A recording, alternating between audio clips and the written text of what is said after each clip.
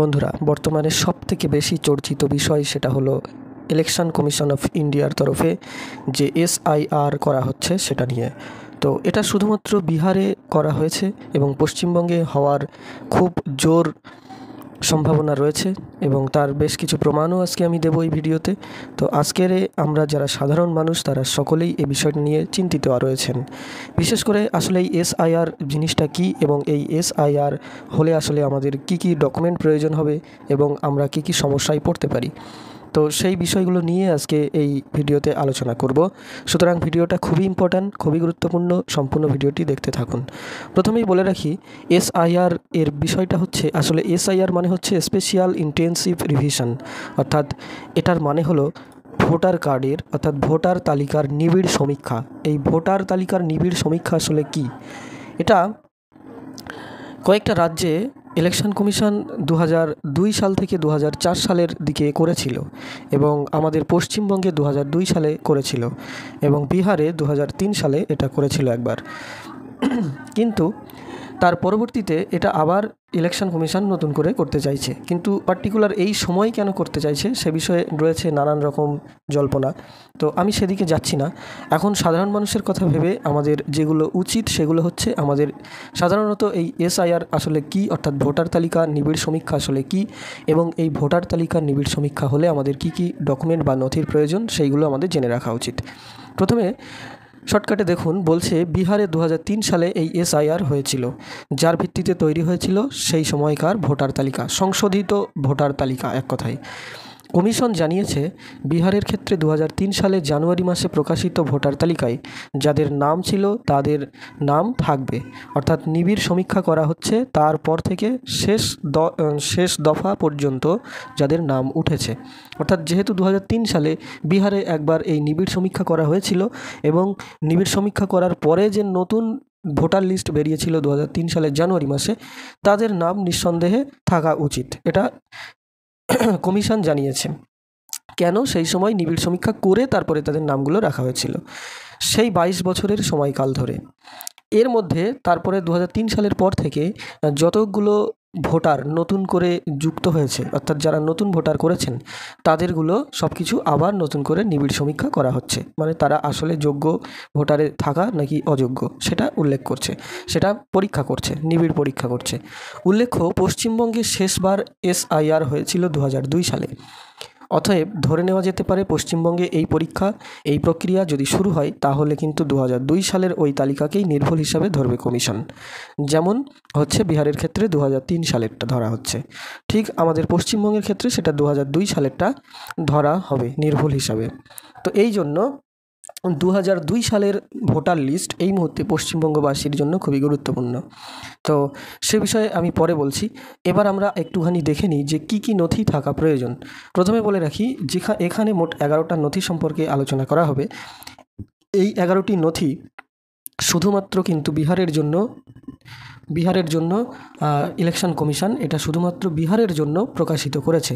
পশ্চিমবঙ্গের জন্য যে এই 11টা নথি উপযুক্ত হিসাবে গণ্য করা হবে তেমনটা কোনো জানানো এখনও হয়নি, তবে হওয়ার সম্ভাবনা বেশি। এই 11টা নথি গুরুত্বপূর্ণ হওয়ার সম্ভাবনা সবথেকে বেশি। আবার এমনও হতে পারে যে 11টির মধ্যে কিছু বাদ দিতে পারে, নতুন কিছু ডকুমেন্ট যোগ করতে পারে, সেটা যখন পশ্চিমবঙ্গে শুরু হবে তখনই জানা যাবে, তার আগে বলতে পারবো না। এক কথায় যতক্ষণ না ইলেকশন কমিশন সেটা না জানাচ্ছে। তো এখন যে 11টা নথি নিয়ে আমরা আলোচনা করব, এই 11টা নথিকে কেন গুরুত্ব দেওয়া হচ্ছে, কারণ অলরেডি বিহারে যে এসআইআর হয়েছে সেখানে কিন্তু এই 11টা নথির কথাই ইলেকশন কমিশন ঘোষণা দিয়েছিল। সেই হিসেবে এই 11টা নথিকে আমরা এই মুহূর্তে গুরুত্ব দিতে পারি। তো এখানে যে 11টা নথির কথা বলা হয়েছে, দেখুন বিহারের ক্ষেত্রে 11টি নথি নির্দিষ্ট করে দিয়েছে কমিশন। অন্যান্য রাজ্যেও এসআইআর হলে নথির সংখ্যা একই থাকবে বলেই মনে করছেন এবং প্রক্রিয়ার সঙ্গে জড়িত আধিকারিকরা, এই প্রক্রিয়ার সঙ্গে যারা জড়িত রয়েছেন সেই সমস্ত আধিকারিকরা তারা মনে করছেন যে এই 11টা নথিই পশ্চিমবঙ্গের ক্ষেত্রে গ্রহণযোগ্য হবে, এর বাইরে হয়তো হবে না। কেন? কারণ হচ্ছে তা না হলে কমিশনের নিরপেক্ষতা নিয়ে প্রশ্ন উঠতে পারে। যে 11টি নথির কথা বলা হয়েছে সেগুলি হলো, 1 নম্বর, প্রথমে দেখুন 1 নম্বরে বলছে আপনি কেন্দ্রীয় বা রাজ্য সরকারি কর্মচারী বা অবসরপ্রাপ্ত কর্মচারী হলে তাহলে আপনার সেই পরিচয়পত্র।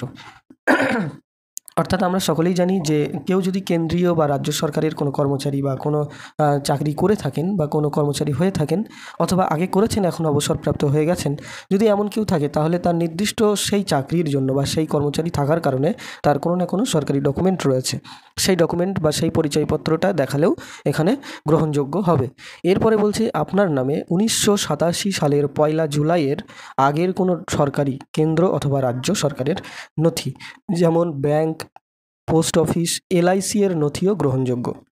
মানে 1987 সালের 1 জুলাইয়ের আগের কোনো সরকারি নথি যদি আপনার থাকে, সেটা কেন্দ্র সরকার অথবা রাজ্য সরকারের যে কোনো নথি যদি থাকে তাহলে সেটা গ্রহণযোগ্য। তার মধ্যে উদাহরণ হিসাবে ব্যাংক, পোস্ট অফিস এবং যদি এলআইসির কোনো নথি থাকে সেটাও গ্রহণযোগ্য। এজন্য বাংলার মানুষের জন্য বলবো যে আপনাদের যদি কারো অনেক আগের এলআইসি করা থাকে, তো সেই এলআইসির যে কাগজপত্র যদি কোনো নথি আপনাদের কাছে থাকে সেটা অবশ্যই যত্ন করে রেখে দিবেন। এরপরে হচ্ছে জন্মের শংসাপত্র। জন্মের শংসাপত্র নিশ্চয়ই আমরা সকলেই জানি 1987 সালের আগে যাদের জন্ম তাদের ক্ষেত্রে কিন্তু জন্ম শংসাপত্র দেওয়াটা অত্যন্ত কঠিন, তারা দিতে পারবেন না বেশিরভাগ ক্ষেত্রেই। তো এই জন্য এরপরে যারা জন্ম নিয়েছেন তাদের ক্ষেত্রে জন্ম শংসাপত্রটা থাকলে ভালো হয়। তো যাদের কাছে রয়েছে তারা অবশ্যই যত্ন করে রেখে দেবেন। এরপরে হচ্ছে বৈধ পাসপোর্ট। এখানে বৈধ পাসপোর্ট বলে লেখা আছে, আসলে বৈধ পাসপোর্ট বলতে পাসপোর্ট হিসাবে পাসপোর্টকে বৈধ কখন বলা হয় এবং অবৈধ কখন বলা হয়। সাধারণত অফিসিয়ালি ক্ষেত্রে আমি যতদূর জানি যে অবৈধ তখনই বলা হয় যখন কোনো পাসপোর্টের মেয়াদ উত্তীর্ণ হয়ে যায়, অর্থাৎ পাসপোর্টের যে মেয়াদ থাকে, অর্থাৎ যে ভ্যালিড টাইম থাকে, সেই ভ্যালিড টাইমটা যখন শেষ হয়ে যায় তখন সেটাকে অবৈধ হিসাবে ধরা হয়, অথবা সেটাকে তখন ইনভ্যালিড হিসাবে বলা হয়, যেটা ইনভ্যালিড হয়ে গেছে, এটার আর এখন মেয়াদ নেই, তো সেটাকে অবৈধ বা ইনভ্যালিড বলা হয়। এক কথায় এটা অবৈধ বলাটা একটা অন্যরকম লাগে, কারণ অবৈধ তো আসলে না, সেটা সময় শেষ হয়ে গেছে। তো যাই হোক, এখানে লিখেছে বৈধ পাসপোর্ট, তার মানে আপনার পাসপোর্টটা বৈধ হতে হবে। সেটা আসলে কেমন ধরনের বৈধ সেটা আমি বুঝতে পারছি না, শুধু এইটুকুই লেখা আছে। এরপরে হচ্ছে যে কোনো বোর্ড বা বিশ্ববিদ্যালয় থেকে পাওয়া শিক্ষা সংক্রান্ত শংসাপত্র যেখানে জন্মের সাল এবং তারিখের উল্লেখ রয়েছে। বলছে যে কোনো বোর্ড বা বিশ্ববিদ্যালয় থেকে পাওয়া শিক্ষা সংক্রান্ত শংসাপত্র, অর্থাৎ আপনার মাধ্যমিক বা উচ্চ মাধ্যমিক বা আপনার বিএ, এমএ যদি কোনো সার্টিফিকেট থাকে, সেই সার্টিফিকেট দেখালেও কিন্তু কাজ হবে, সেটাও গ্রহণযোগ্য। বলছে যেখানে জন্মের সাল এবং তারিখ উল্লেখ রয়েছে, অবশ্যই সেখানে জন্মের সাল এবং তারিখ উল্লেখ থাকতে হবে এমন কোনো শিক্ষা সংক্রান্ত শংসাপত্র, অবশ্যই সেটা যে কোনো বোর্ডের হতে হবে, সেটা কিন্তু এখানে উল্লেখ রয়েছে। এরপরে 6 নম্বর হচ্ছে সংশ্লিষ্ট এলাকায় স্থায়ী বসবাসকারীর শংসাপত্র। স্থায়ী বসবাসকারী মানে হচ্ছে যেটাকে আমরা রেসিডেন্সিয়াল সার্টিফিকেট হিসাবে ধরে থাকি, সেটা হলো এই স্থায়ী বসবাসকারী শংসাপত্র। সংশ্লিষ্ট এলাকায়, অর্থাৎ যে এলাকায় আপনি এখন থাকছেন ওই এলাকার আপনি স্থায়ী বাসিন্দা, সেই হিসাবে যদি আপনার কোনো শংসাপত্র থাকে, অর্থাৎ কোনো ডকুমেন্ট, সরকারি ডকুমেন্ট থাকে, তাহলে সেটা হবে সেটা এখানে গ্রহণযোগ্য হবে। এরপরে বলছেন তপশিলি জাতি, উপজাতি এবং অন্যান্য অনগ্রসর শ্রেণীভুক্ত হলে তার শংসাপত্র, অর্থাৎ আমরা যেগুলোকে এসসি, এসটি, ওবিসি ইত্যাদি বলে থাকি, সার্টিফিকেট বলে থাকি, তো সেই সার্টিফিকেটগুলো কিন্তু এখানে অ্যালাউ রয়েছে, সুতরাং এগুলো এখানে গুরুত্বপূর্ণ। এরপরে হচ্ছে জাতীয় নাগরিক পঞ্জি অর্থাৎ এনআরসি তালিকায় নাম, যদি কারো এনআরসি তালিকায় নাম থাকে, অর্থাৎ এনআরসি হয়েছে এমন তালিকার কোনো ডকুমেন্ট বা নাম যদি থাকে, তাহলে আপনি সেটাও দিতে পারবেন।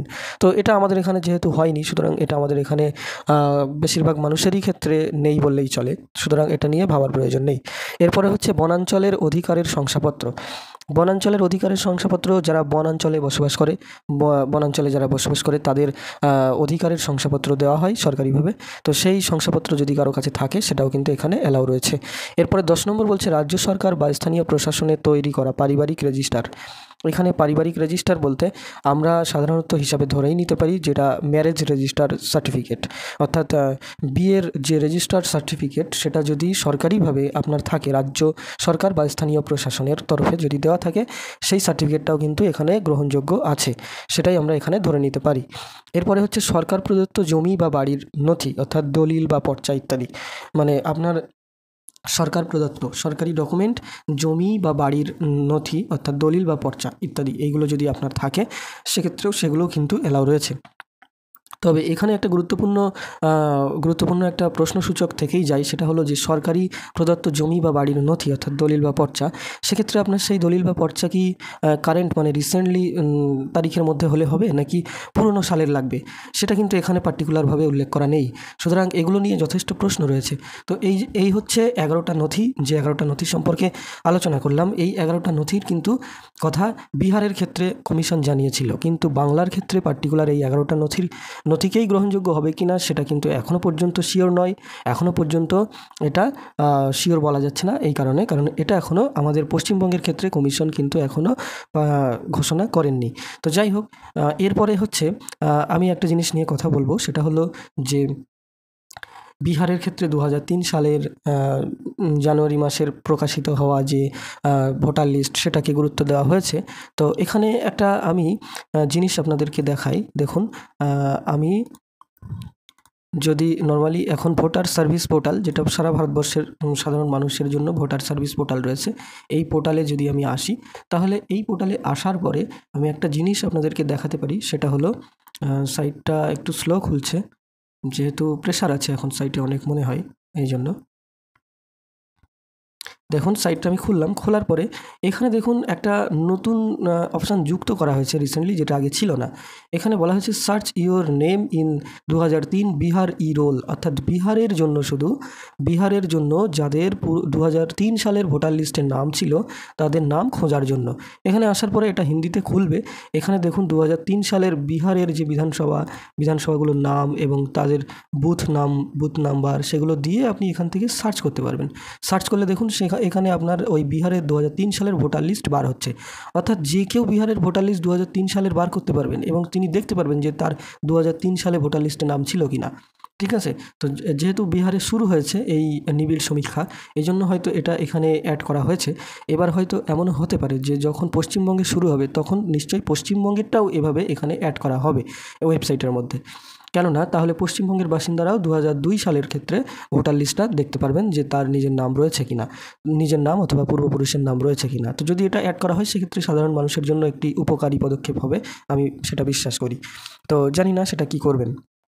যেহেতু বিহারের ক্ষেত্রে এটা করা হয়েছে, তো পশ্চিমবঙ্গের ক্ষেত্রেও এটা আপলোড করার বা এই অপশানটা অ্যাড করার ক্ষেত্রে একটা সম্ভাবনা রয়েছে। তো যাই হোক, এটা হলো এই একটা বিষয়। আরেকটা বিষয় আমি যেটা দেখাতে চাইছি, সেটা হলো আমাদের পশ্চিমবঙ্গের ক্ষেত্রে যে এই নিবিড় সমীক্ষা হওয়ার সম্ভাবনা যে বেশি, সেটার একটা প্রমাণ, এবং দ্বিতীয়ত সেটা যে 2002 সালকেই গণ্য করা হবে সেটারও একটা প্রমাণ একসঙ্গে। সেটা কি? সেটা দেখুন, আমি প্রথমে গুগলে গিয়ে জাস্ট সার্চ করব যে সিইও ওয়েস্ট বেঙ্গল। এই সিইও ওয়েস্ট বেঙ্গল লিখে সার্চ করলে দেখুন যে সিইও ওয়েস্ট বেঙ্গলের ওয়েবসাইটটা আসবে। এটা হলো পার্টিকুলার স্পেশালি ওয়েস্ট বেঙ্গলের জন্য আমাদের মানে ভোটারের ওয়েবসাইট, অর্থাৎ ইলেকশন কমিশনের ওয়েবসাইট, অফিসিয়াল ওয়েবসাইট। এটা দেখুন chief electoral officer West Bengal, অর্থাৎ আমাদের ওয়েস্ট বেঙ্গলের চিফ ইলেকটোরাল অফিসারের যে ওয়েবসাইট। তো এখানে আসার পরে দেখুন একটা নোটিফিকেশান এখানে যাচ্ছে, ইলেকটোরাল রোল অফ SIR 2002। যেহেতু এই ওয়েবসাইটটা স্পেশালি ওয়েস্ট বেঙ্গলের জন্য, আবার ওয়েস্ট বেঙ্গলের ওয়েবসাইটের মধ্যেই কিন্তু 2002 সালের ভোটার লিস্ট কিন্তু এখানে SIR বলে উল্লেখ করে কিন্তু এখানে ভোটার লিস্ট দেওয়া হচ্ছে। তার মানে এখানেই প্রমাণ হয়ে যাচ্ছে যে ওয়েস্ট বেঙ্গলে কিন্তু এই SIR বা নিবিড় সমীক্ষা হওয়ার সম্ভাবনা অত্যন্ত বেশি। এবং পার্টিকুলার এখানে 2002 সাল কিন্তু উল্লেখ করাই আছে। তার মানে 2002 সালের ভোটার লিস্টকেই কিন্তু গুরুত্ব দেওয়া হবে ওয়েস্ট বেঙ্গলের ক্ষেত্রে। তো এখানে যদি আমরা ক্লিক করি, অথবা আমরা যদি এখান থেকে যদি না ঢুকতে পারি, একটু নিচে চলে আসুন। নিচে আসার পরে দেখুন অল নিউজ বলে একটা অপশান রয়েছে। এখানে আমরা ইলেকটোরাল রোল অফ SIR 2002 এখানে যদি ক্লিক করি, দেখুন এখানে ক্লিক করার সাথে সাথে আমাদের ইলেকটোরাল রোল 2002 ভোটার লিস্ট একটা পেজ খুলে গেল। এখানে ভোটার লিস্ট 2002 সালের ভোটার লিস্ট ডাউনলোড করা যাচ্ছে, অলরেডি আপলোড করে দিয়েছে আমাদের ওয়েস্ট বেঙ্গলের ওয়েবসাইটে। ঠিক আছে? ওয়েস্ট বেঙ্গলের চিফ ইলেকটোরাল অফিসারের ওয়েবসাইটে কিন্তু এটা আপলোড করে দিয়েছে অলরেডি। অর্থাৎ 2002 সালের ভোটার লিস্ট ডাউনলোড করার জন্য সাধারণ মানুষের জন্য এটাই দিয়েছে নিশ্চয়ই। তো যাই হোক, তো এখানে ডিস্ট্রিক্টের লিস্ট রয়েছে, তার মধ্যে এখানে 11টা ডিস্ট্রিক্টের নাম রয়েছে, বাকিগুলো নেই। বাকিগুলো হয়তো খুব শীঘ্রই আপলোড করা হবে, এখন আপলোড করা হয়নি। তবে হতে পারে পরে, আমি জানি না, হতেও পারে। তবে আপনারা খেয়াল রাখবেন, যদি আপলোড হয়ে যায়, আপনার জেলা যদি এর মধ্যে না থাকে, তাহলে পরবর্তীতে আপলোড হলে সেখান থেকে আপনারা ডাউনলোড করে নিতে পারবেন। তো এখান থেকে কী করবেন, যে কোনো একটা ডিস্ট্রিক্টে আপনার ঢুকে যাবেন, যে আপনার যে ডিস্ট্রিক্ট রয়েছে ঢুকে গেলে ওই ডিস্ট্রিক্টের আন্ডারে যেগুলো বিধানসভা ছিল সেগুলোর নাম শো হবে। আপনার যে বিধানসভা সেখানে ক্লিক করবেন, তারপরে প্রত্যেকটা বুথের নাম সহ লিস্ট চলে আসবে। এরপরে ফাইনাল রোলে ক্লিক করলে সেই বুথের যে 2002 সালের ভোটার লিস্ট এখানে কিন্তু ডাউনলোড হয়ে যাবে। তারপরে এখানে আপনাদের অথবা পূর্বপুরুষের নাম আছে কিনা সেটা অবশ্যই খুঁজে দেখে রাখবেন।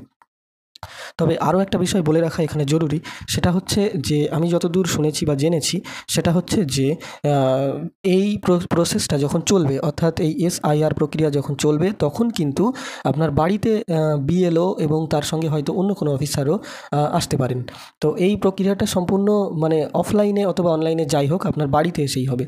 এটা কিন্তু আপনাকে নিজে থেকে অনলাইনে গিয়ে করতে হবে না এই প্রক্রিয়াটা, যেটা বিহারের ক্ষেত্রে হয়েছে। আমাদের এখানকার ক্ষেত্রেও অর্থাৎ পশ্চিমবঙ্গের ক্ষেত্রেও হয়তো এটাই হওয়ার সম্ভাবনাটাই বেশি। তো সুতরাং যারা বাড়িতে আসবেন, বিএলও অর্থাৎ অন্য কোনো অফিসাররা যারা আসবেন, তাদের কাছে হয়তো এই 2002 সালের ভোটার লিস্ট তাদের কাছে থাকবে অলরেডি, মানে তাদের কাছে দিয়েই পাঠানো হবে। যেটা বিহারের ক্ষেত্রে কিন্তু এটাই হয়েছে যে 2003 সালের ভোটার লিস্ট তাদের কাছে দিয়েই পাঠানো হয়েছে। সুতরাং পশ্চিমবঙ্গের ক্ষেত্রেও 2002 সালের ভোটার লিস্ট দিয়েই হয়তো পাঠানো হবে। সুতরাং যারা বাড়িতে আসবেন তাদের কাছে 2002 সালের ভোটার লিস্ট থাকলে চাইলে আপনারা সেখানেও নাম দেখে নিতে পারেন। তবুও সে বিষয়ে অনেকটা সংশয় রয়ে যায়। এজন্য আমরা চেষ্টা করব যে 2002 সালের ভোটার লিস্ট অনলাইন থেকে আমরা যেহেতু দিয়েছে, আপলোড করেছে, সুতরাং আমরা ডাউনলোড করে নিতেই পারি। ডাউনলোড করে নিয়ে আমরা অনেকটা দুশ্চিন্তামুক্ত থাকতে পারি, অথবা এটা নাম খোঁজার বিষয়টা আমরা আগে থেকেও করে রাখতে পারি। তো সবগুলো জেলা এখনও আপলোড করেনি, সেই কারণে আমরা অবশ্যই আপডেট থাকব। আর যদি অন্য জেলাগুলো যেগুলো বাদ রয়েছে সেগুলো আপলোড করলে আমরা নিশ্চয়ই নতুন কোনো ভিডিওতে আপনাদেরকে আপডেট দিয়ে দেবো। সুতরাং আমাদের চ্যানেলটি অবশ্যই সাবস্ক্রাইব করে পাশে থাকবেন। ধন্যবাদ।